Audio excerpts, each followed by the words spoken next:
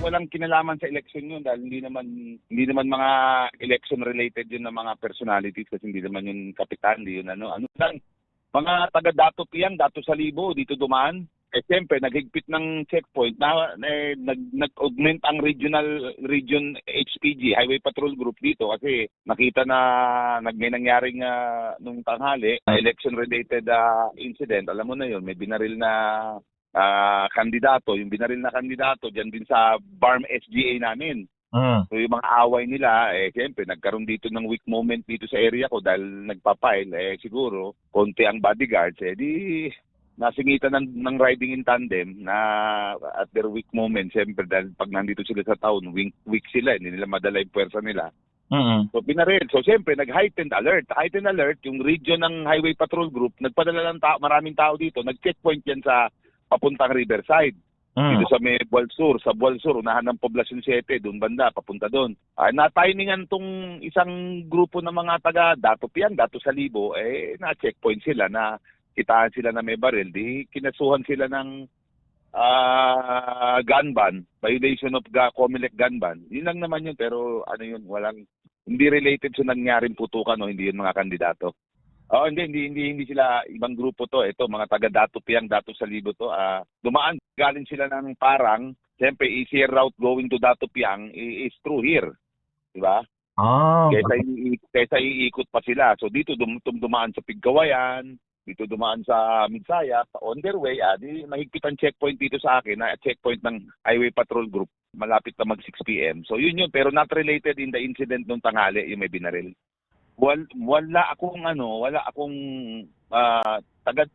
taga Maguindanao taga Dato Piang o Dato Salibo. Wala akong information na tumatakbong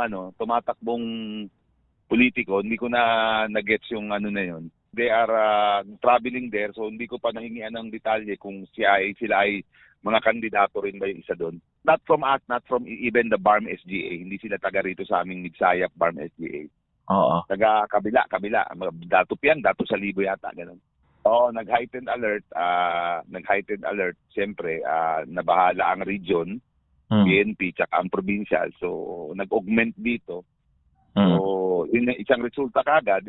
May na gun ban man na importante talaga. Ipatupad nila kasi alam mo naman sa lugar natin, grabe ang loose firearms.